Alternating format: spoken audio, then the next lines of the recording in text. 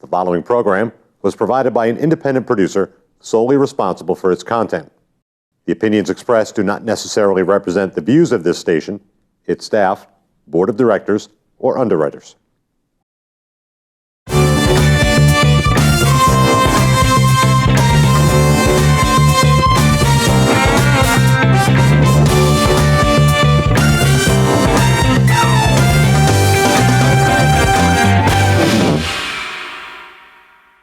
Hey, Nashua, welcome to the Loft, where we encourage you to view local. My name is Kathy Bailey-Smith, and I'm here with our beautiful co-hosts, Amber Logue and Andrea Sebastian, and we have a kind of cool guest to interview this evening. Karissa Dorman is a psychic medium, as in I see dead people, so it's going to be kind of cool to talk to her. So Karissa, welcome to the show. Thank you so much for joining us today. Thank you so much for having me. It's a pleasure to be here. It's just kind of cool to see you on the set and to see, like, is she thinking about anything about me? Or, like, does she know anything about Just a few things. So can you tell people, I guess my first question would be, can you tell people, is that, like, when you're out and about, are you picking up what's going on in people's lives? I mean, are you actually seeing these things? I try really hard not to. So it's really a combination. You know, the human world, which is our world, is versus the spirit world, which I am sort of kind of in flux between both of them at a lot of times in my day and life. But the human world is so distracting that it's really easy for me to just focus on, like, whatever physically is going on with you. My 2-year-old throwing a tantrum, you know, so I have a lot of distraction around me, which makes it so much easier to tune the spirit world out. However, when if there's a slower, duller moment where I bump into a cashier that might be going through divorce and I see it in her eyes, then yeah, I can definitely pick some things up unintentionally, but I try to be respectful. Are people like receptive to it, or do they kind of think like, just mind your business, or I wouldn't. How does it go? I never say anything. Oh, okay. That's I thought all maybe internal. if you were talking to the cashier, you were like, listen. No. Here's my advice. I'd like to a lot of the time.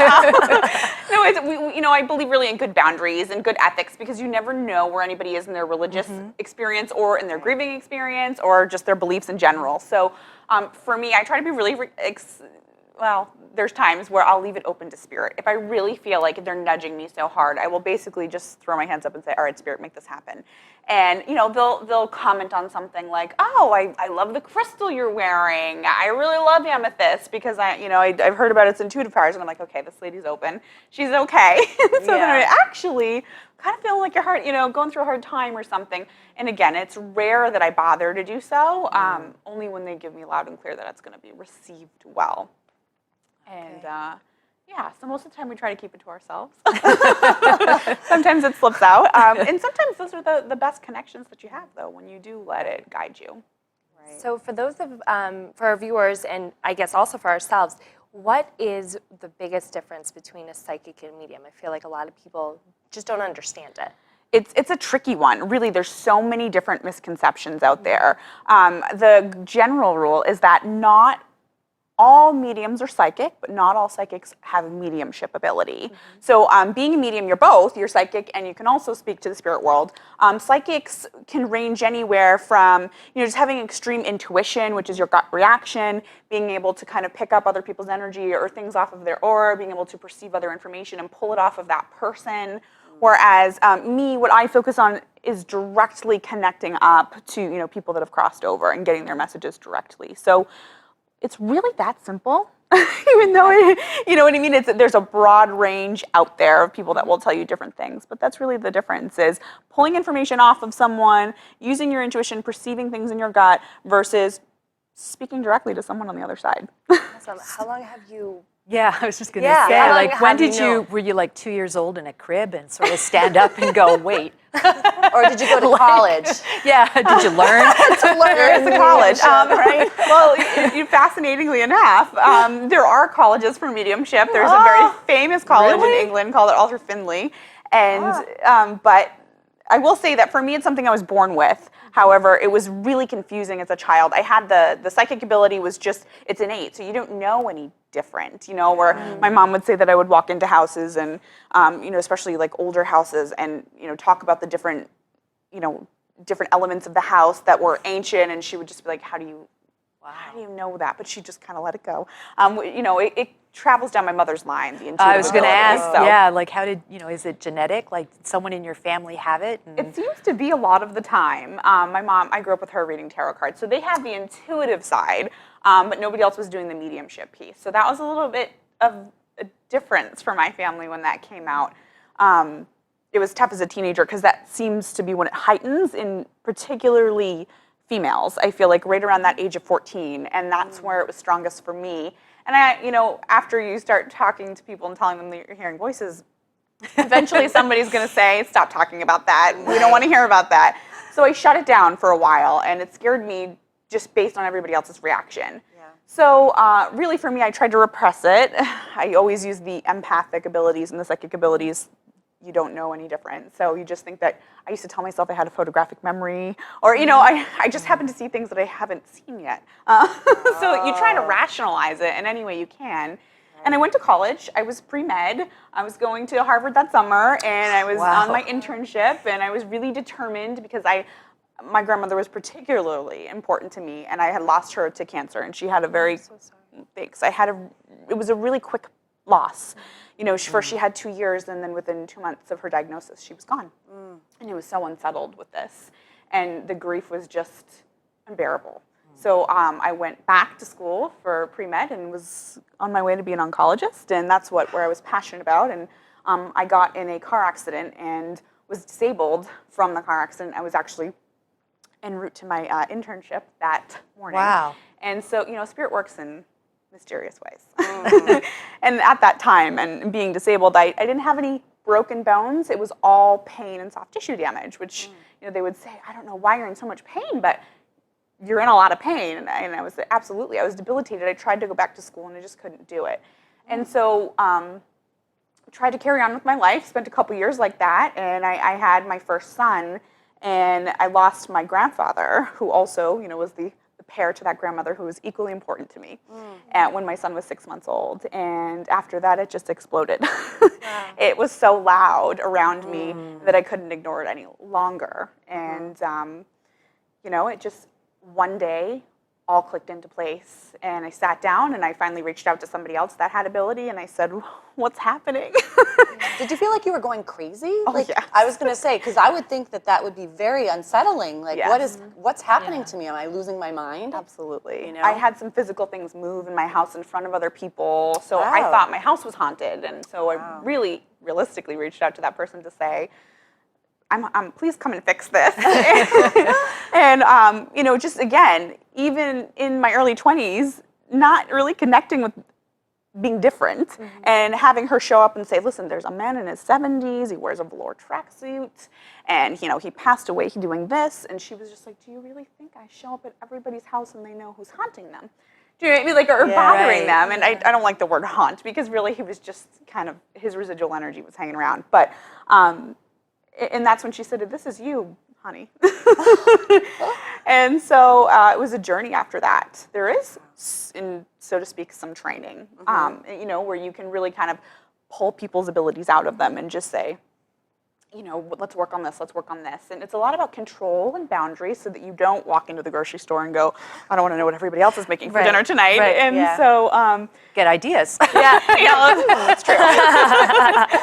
But my whole life I might just stand there and absorb. Yeah, I should try that next time, actually. My whole life made sense for me in a flash, and all the experiences that I had as a child, and all the difficulties, and the car accident, and I knew my purpose, and I knew that regardless of how I wanted to help people, that this is the way that I'm supposed to do it. So, wow, that is really just unbelievable. Now, do you pick up energy in this building? Are you sensing any residual energy here right now, or no? There's energetic imprints everywhere, and so the more sensitive you are, the more you're going to perceive it. And so, even walking in here, I think there were several cars that looked like they had been in really difficult accidents, and I kind of had to push that away because you could just put the fear and the tragedy surrounding it was palpable.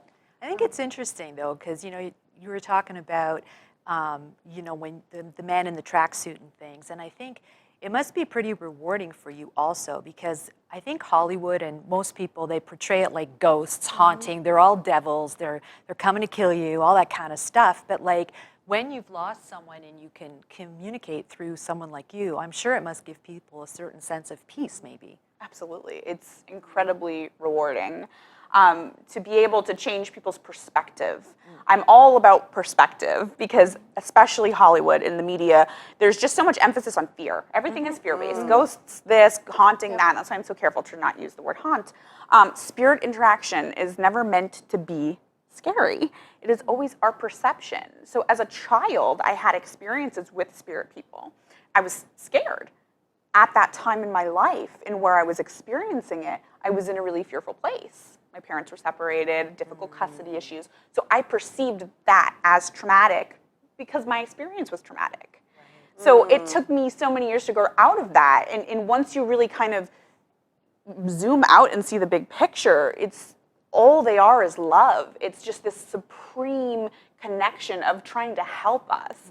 And so one of my missions is really to shatter those myths, shatter the fear, and let people know that yes, they go on and they're here guiding you. They have things for you to help you. They love you.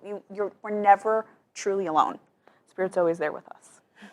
Well, I had a reading with Karissa. I don't think I think you guys knew I was having one. What happened? But you didn't tell Yeah, us. but I didn't get into the details of it. And it was pretty, I mean, it was very emotional for me. I mean, a lot of things came to the surface. My father had passed away, as you guys know, a couple of years ago. And so it was kind of resolving some unresolved things. And it was so much different than what I expected. I expected it to be more like, oh, he's saying this, and I'm saying, oh, this, and but it wasn't like that at all. It was just like very emotional. It was very healing. And I think that was the big experience for me. It was, wow, like it was almost like a weight lifted off my shoulder that I had that connection with him. I don't know. It was very interesting. Was it like a closure, or just more like made you think of things in a different perspective or something? A little bit of both, I would say. I would say a little bit of closure in that there were things that weren't said that needed to be said. Okay. And also in helping me be able to move forward in other areas of my life. So I think it was that he was able to guide me. And I was like, wow, okay, he really is here still. You know what I mean? With me still. Yeah. So it was very moving. I have goosebumps right now. But yeah. We call that So do physical I. confirmation. I have them too. Yeah. When people come in and, I mean, how often do you have people that come to you for the very first time? Like they've never had a reading, never. All the time. So what kind of advice do you have for people who haven't, that are interested, but I think a lot of the reason why they hold back is fear. Yes. And so what advice do you have to those people that would like to but are scared?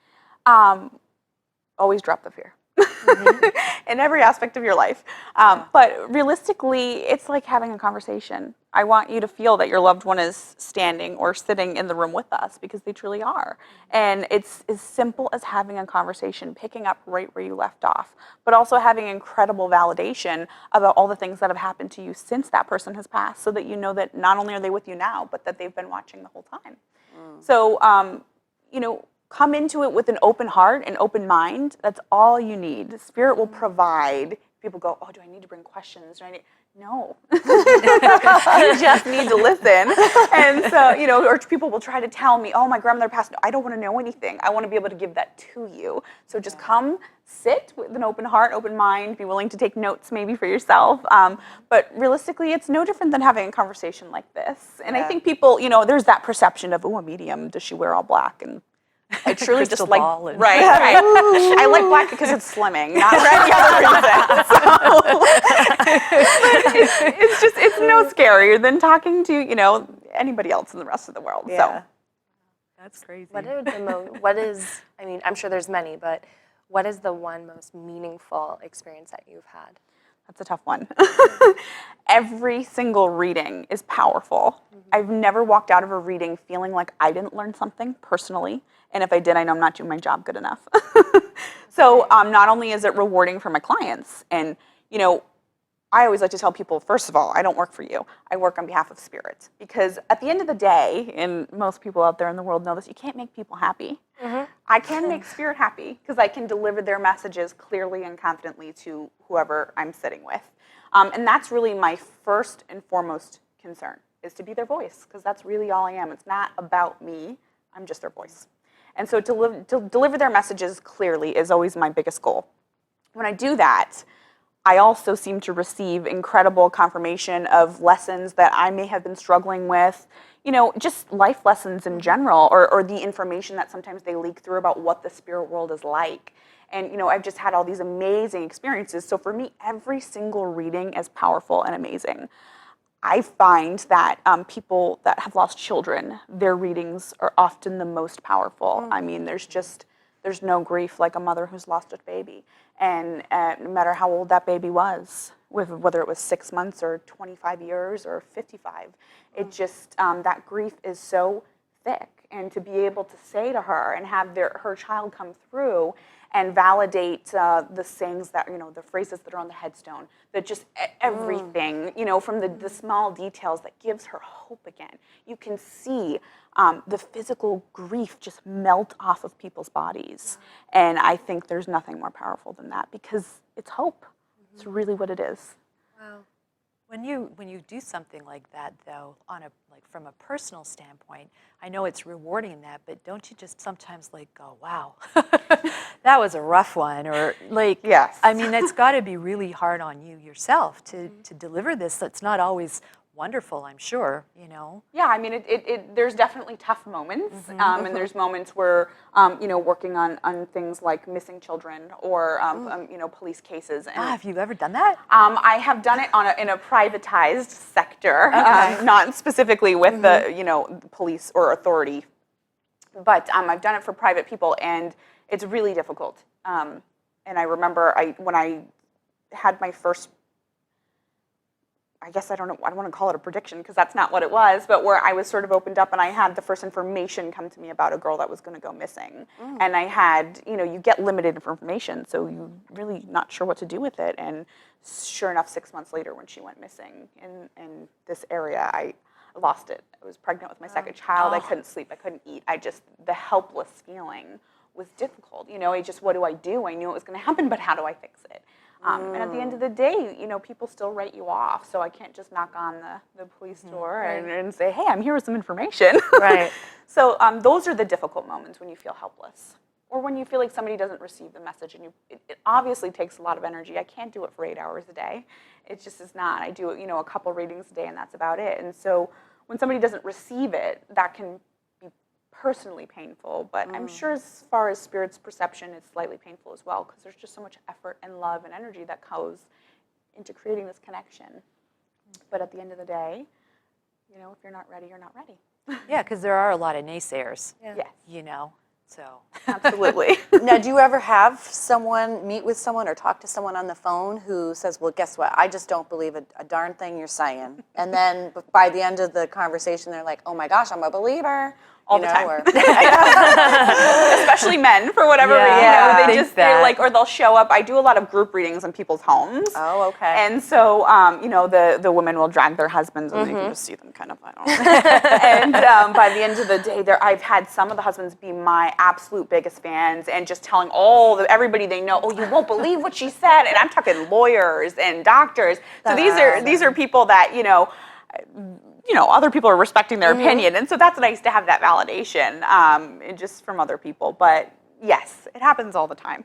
Yeah. How do you, I can only imagine the residual energy that you maintain from the spirit side and the people and what they're going through. How do you clear yourself? It's all about intention.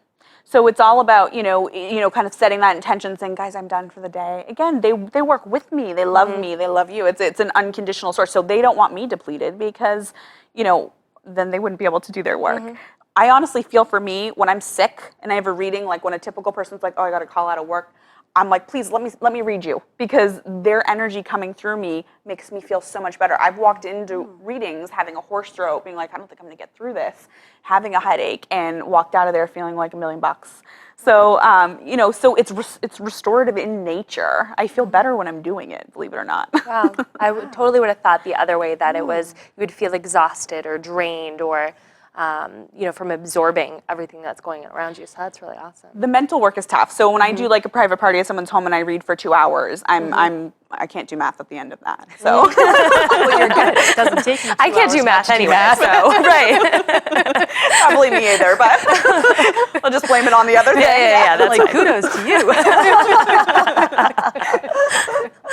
And so, like, if you could just tell us and the viewers at home, like, how does it work for you? Did you start, because you mentioned that when you were coming in, you were feeling from the cars outside, you were feeling the fear and the whatever dark feeling. That's what I'm calling it, dark Difficulty. feelings. Yeah, that's empathic. That's just Okay. me being an empath, which means I'm just sensitive to perceiving energy in general. So do you feel what the people have passed have felt? Yeah, so for me, when Okay. I connect with someone, try to get a little bit of information about who I have with me first to get some evidence. So generally around the age somebody passed, something to do with the death, injury, or passing, and that's where I'll feel it physically on my body. And they'll also be showing it to me on the body, and then I will feel the emotion of that person coming through as well. I mean, it's even as interesting as being able to taste certain things. I had a reading last night with some really interesting tastes that were just put this person over the edge. So, you know what I mean? The person I was sitting there was just going, oh, how did you taste that?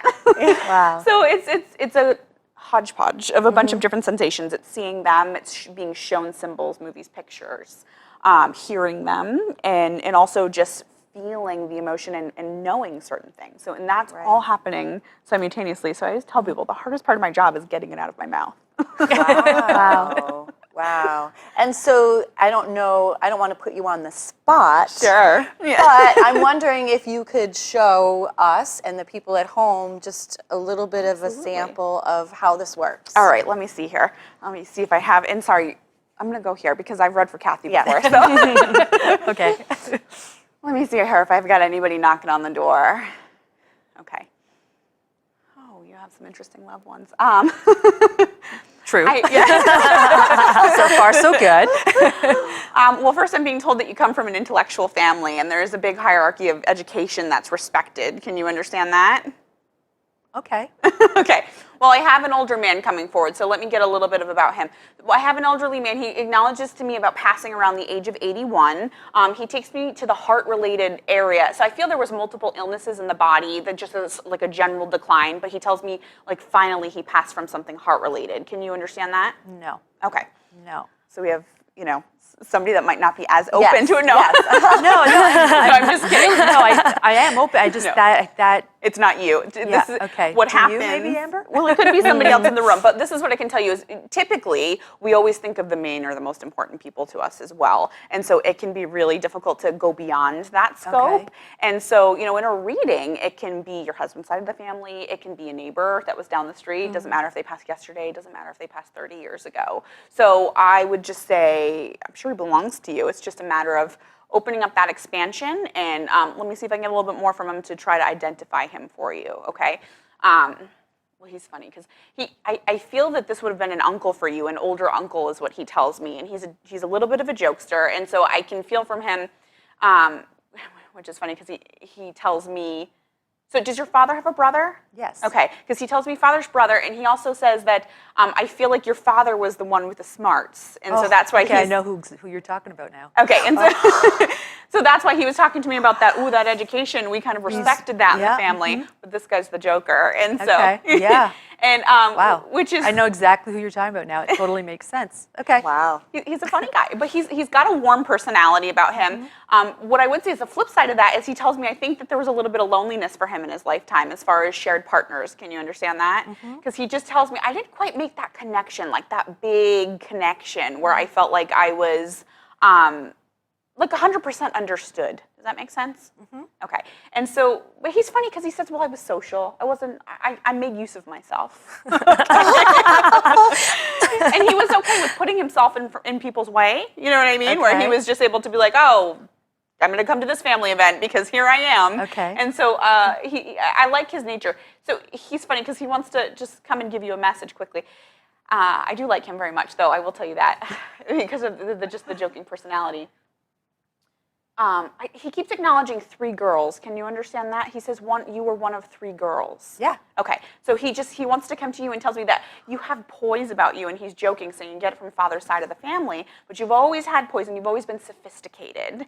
And so he's just telling me that there's appreciation that he has for you. He feels he was never able to connect to that in his own life. Okay. Okay. Okay. Yeah. But he says even as a younger child, I feel you were always in charge. Yeah. She parented everybody else, is what he tells me, okay? But he says, but you took that. You had a very successful career, and he tells me, I don't know if you were closer to a bigger city at one point in your life, and he said you were really on fire. But he also says there was kind of a lack of personal satisfaction, and so you really pulled back, and you came, I'm hearing back to roots. And so he's just telling me, you in your heart have found so much more personal satisfaction. And he says, I'm really proud of you, kid. And Oh, he says, wow. kid, because he says, what I really want you to know is he's just saying you got it. You figured it out. You figured out what I didn't. And so you came full circle. And so he's proud of Interesting. you. That's my dad's brother. Wow. Interesting. What yeah. was his name? Ed. Ed. Wow. And he has the 2 brothers, and my sister and my cousin Debbie, I was just telling you about. Yeah. It's her daddy. We were just talking about Yeah. her. That's probably why he showed up. Yeah. And he wow. passed away a year ago, January, from heart issues. So, yeah. Wow. Yeah, very interesting. And the way the family was in that we didn't see him that side as often, so that makes total sense. And and I did live far away, and it was a bigger city, and moved here to be closer with family. So there you go.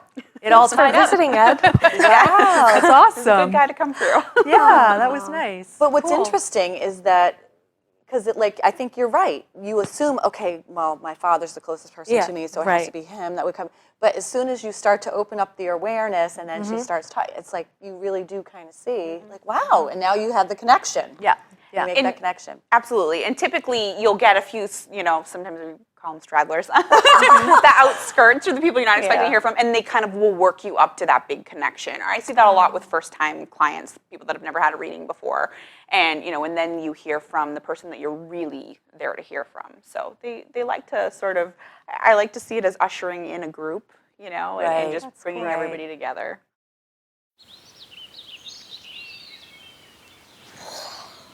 Oh, look, a redhead. Staring contest.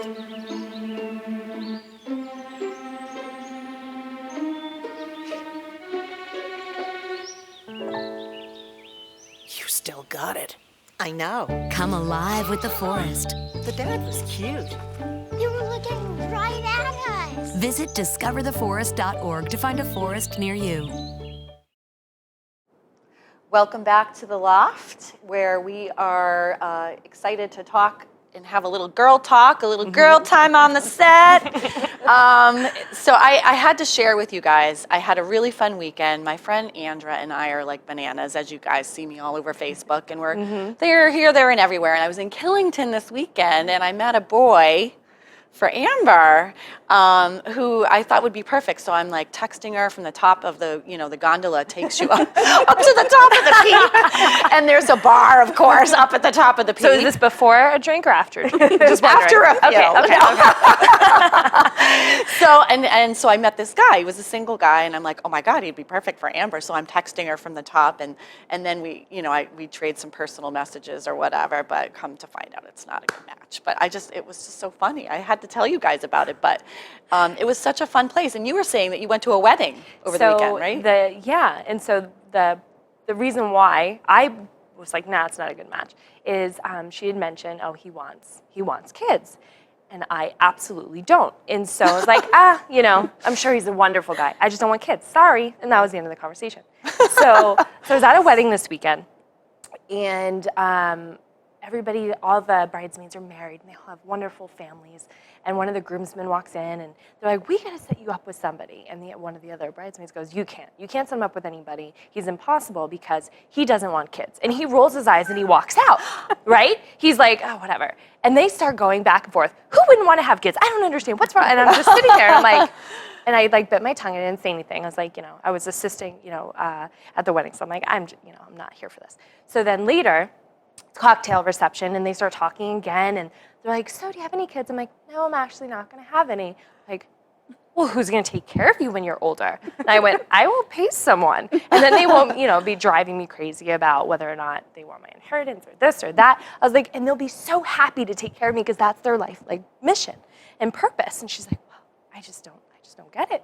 And so, and it's just a decision. And so then today I actually saw this really cool, I'll have to find the link, but it was portraits of different women, and it was them saying like their name. And the one I saw today was a woman, and her name is Rosie. And it said on top, Rosie decided to not have children. And it's a picture of her in the bottom, and it said, you know what, Rosie, that's okay. You're no less of a woman because of that choice. And I think that's a really important thing to express to people.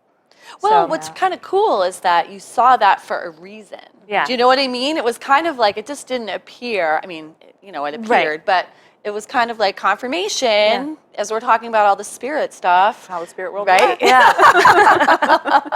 It is. But it is cool, and it's, you know what, and I think that's cool that you were able to express yourself, because I do think that there is a fear with women and even men to be able to say whether I want to have kids or not want. There should be no judgment, in my opinion. But here we have we've got a mom of 4 over here, so. Well, Amber and I have talked about this because I've had said, like, what, at first, and I have some very, very close friends who've made the same decision. And it took me a little while, it took a little bit of growing up, really, to just kind of go, you know what, it isn't for everyone. And I really applaud you for making that decision, because if it's not something you feel, don't do it from pressure, which I think there's a lot of people out there who do have children because it's what's supposed to happen. Right. And it's not really the way to do it. You really have to genuinely want, because your life's never the same after. And you know me, I mean, like, It's not like you can give it back, you know? Well, but it's not for everybody. Kid, child, this one not having. It just isn't for everybody. So Yeah.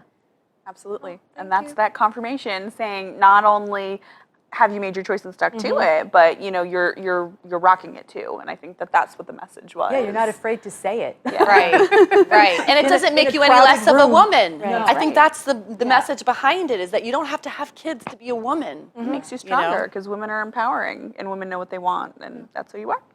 Right. Awesome. And I think I think that's really cool. So did you ever hook up with the guy? At the No, wedding? Oh. but funny, because I actually was at same group of friends a year ago, and they had tried to set me up with this guy, and so then forgot about it. And then a year later, boom, we're in the same room. So.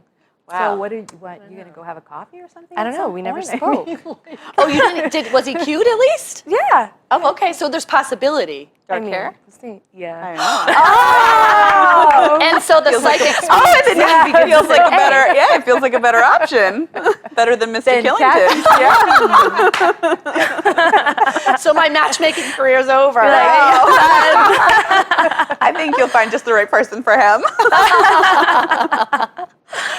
So there's hope there. So that's kind of cool. Yeah. The psychic said so. I know. Like, I'm gonna write that one down. Yeah. And you got a message about empowerment and putting yourself out there. So there you go. Yeah. Oh, that's pretty cool. That is cool. What did you have going on this weekend? Actually, it was a really nice, quiet weekend, I must say. I enjoy those. The next few are going to be very hectic, so it was good. But you were talking about a glass. Something Yeah. You saw Pierce. Something. Simon Pierce. Simon I don't know Pierce. if you guys have been there. My friend Andrea, who's been all over the place, and she takes me everywhere, like I'm her little puppy. She takes care of me. But so we were driving. We were at Killington, and we had driven separately. So we were driving back, and she's like, I have to take you to Simon Pierce. I had no idea what she was talking about. And she's like, it's right in Keechee, where the gorge is. And it's a glass studio, and it's very, very expensive glass. But inside is a restaurant. You go through to get to the restaurant and the place where they do the glass blowing. You have to cross a covered bridge, and there's a falls. It's just beautiful. And so you walk in, and the energy's just great. It's wood floors. There's a couple of bars, restaurants. She said the aged cheddar soup is just amazing. And she's like, do you want one? I'm like, no. Too much this weekend, okay? And so, but you get to see where they blow and how they blow the glass too. So they have the shop where you can buy, which is way out of my price range, but you can walk down the stairs and you see the guys and women that are blowing the glass, and it was just really cool. So that's a place I think that people might like to check out. That's why I mentioned it to you as kind of a destination to go have lunch, check out how they blow the glass, and they're very personable down there too. And it's just really kind of interesting, you know. And they do have a seconds area, so your stuff is as half off because it's not quite perfect. But I couldn't even afford that, so left empty-handed. But it was a cool experience. So I'd recommend it if you guys are up in that area, especially in the fall. It's beautiful, leaf peeping, lots of people. Were the leaves really gorgeous? Oh my, I mean, I saw some of your unbelievable. pictures. They were like breathtaking. Like unbelievable, like ridiculous. Like you couldn't, you know, it was like Everything. It was Every shot. Every Every shot. selfie. Beautiful. Every selfie. I know. I do a lot of that. No. A little too much, but that's okay. It's all good. But yeah, so that's a destination if you guys happen to be up in that area. If you're traveling or whatever. Did you have a good weekend? Did you do anything fun? I did. I actually held my biggest as of yet gallery event in Nashua at the little theater off of Main Street by the public library. Awesome. So that's where I go and I read an audience and I just read random members. I think I got about 12 readings done, and we had an audience of 70 people. So it was Wow, really that's a great. lot. Yeah. That is huge. 70 people. That's a lot of people. Like 70. 70. Yeah, Yes. 70. Wow. Which it's really great because you were talking before about people that might be nervous or new to mediumship, and so you can come. Not, you know, you may not get the reading, and spirit is intelligent. They know they'll push off to somebody that's Right. desperate for it, but you can be a part of it, and so you never know what you're going to get in galleries either. So there's all sorts of cool stuff. So I had some really powerful, you know, experiences, and quickly share a tidbit with you. That was really fun. Yeah. You know, I popped into the store. I was buying a birthday card for my cousin the day before in the Hallmark store. And so I do, you know, when you have a crowd that large, sometimes the day before, if you're a little bit more open, somebody can kind of knock in. And so I said, okay, I acknowledge you're here. What's up, dude? What's up, dude? And so he had just told me that he was coming for his wife. She would be there at the gallery. And he was young. And so he had just recently passed. And he kept telling me that he wanted to give her something, and I said, okay, lead me where you want me to go. And he found this little ceramic plate that I just can't stop looking at, and it just said, I love you on it. And I said, what is that even? And he said, it's a ring plate, and she's still wearing my ring. And I need you to give her somewhere to put it when she's comfortable and when she's ready, where she still feels connected to me. Wow. So it's those times where you're like, am I crazy? You know, Right. in my room. But, you know, luckily, halfway through the gallery, he came through, and she was there, and I was able to give her that. And it was, you know, I just think that's so powerful because, you know, you think, especially after a loss, she had just had this baby girl. Oh, And man. so, you know, So that's what I'm talking about. I don't know if I could, you know, thankfully, I guess I'm not blessed with the gift because I don't know how you can keep it together. I'd be like a mess. Oh, me too. I almost am over here. I'm like, I know. the wave of love that came through him to her, Yeah. it was incredible. And to, you know, to give a physical piece where you think you'll never have something from a loved one again. Wow. Yeah. Just a tiny memento. For her, I think, you know, it was really powerful. And I think that's so cool too because I know a lot of people who have, you know, lost loved ones and that, and taking the ring off is such a meaningful passage that they have such a hard time doing it. And I've heard a lot of people get a message somehow on it's time to take it off. You know what I mean? So that's beautiful that he loved her enough to be able to say, hey, listen, this is what you need to do at some point, you know? Yeah, absolutely. so sweet. They know, and they'll take an opportunity when they get one. So galleries are fun. I love them because you never know what you're going to get, and it's a group experience. And so that was really successful, and definitely going to do another one in Nashua probably in January. So. Oh, good. Very exciting. Wow, that's amazing that many people. I mean, I guess that goes to tell you or show you how many people just feel that a loss so significantly, you know, and so this is a way of maybe them feeling a little bit better about the passing of a loved one or like as we talked earlier about closure or whatever. So it's very cool.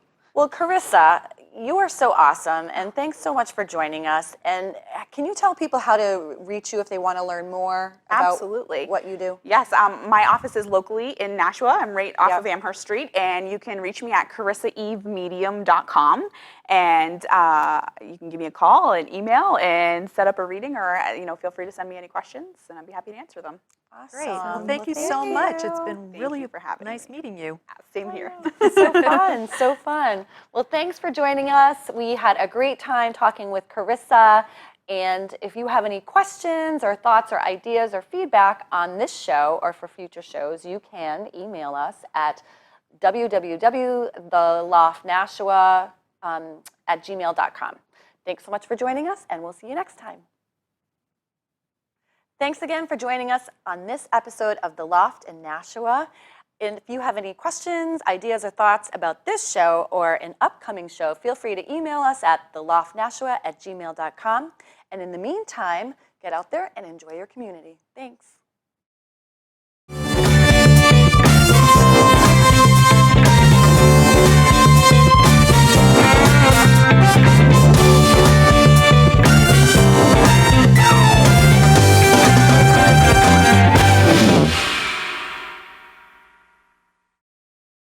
The preceding program was provided by an independent producer solely responsible for its content. The opinions expressed do not necessarily represent the views of this station, its staff, board of directors, or underwriters.